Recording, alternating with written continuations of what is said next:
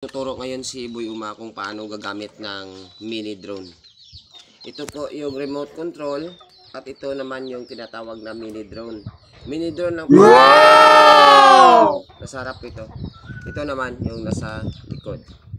So titingnan ninyo, maliit lang ito kasi medyo madumi kasi nagamit ko na. So ito yung guide para hindi naman masisira yung kaniyang backpack. At saka ito, dapat apat sila. So tuturuan ko kayo kung paano gagamitin ang drone na to, na mini drone. Simple lang. Simple lang. So una, dapat i-on mo muna ito, yung mini drone. Ito ang dapat ang unahin mo na drone para makalibrate siya sa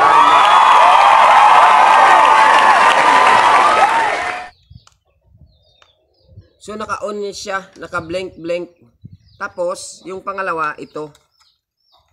Ito ang gagamitin na pangalawa para madali siya makalibrate ng mini drone. So pindutin mo to. So pag nag-red na siya, yan. Nag-calibrate na siya. Kaya ihinto yung kulay blue na ilaw kung nakalibrate na siya. So ngayon tuturuan ko kayo kung paano lilipad ang drone. Tara. Tuturo ko ngayon sa inyo ang pinaka-basic lang na gagawin niyo kung paano magpalipad ng drone.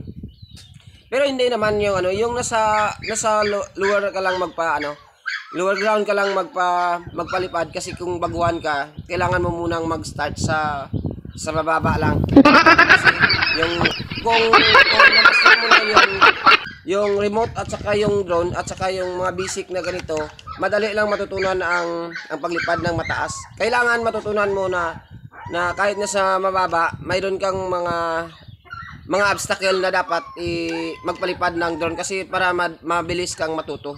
So kaya ngayon ituturo ko sa inyo kung paano magpalipad ng drone. Dito na muna mag-start. Titingnan niyo kung paano.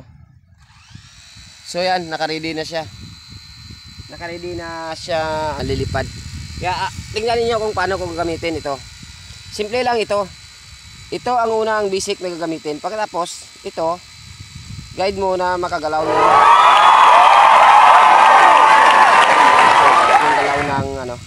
Ng drone. Kung papatayin mo siya, dito ka. O, di ba? Patay siya.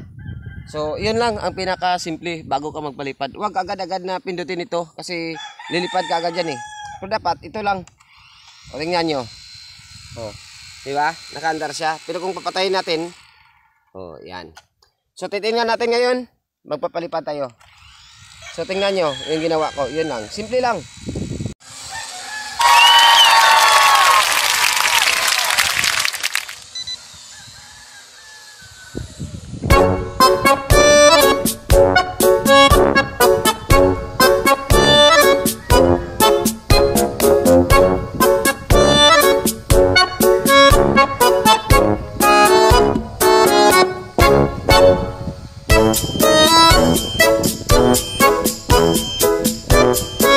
Yan lang ang pinakasimple lang yan na lipad ng drone.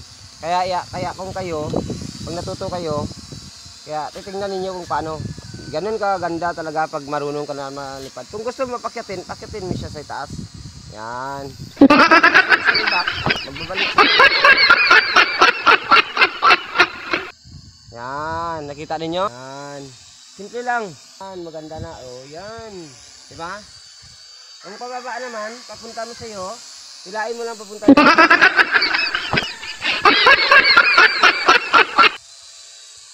Yan.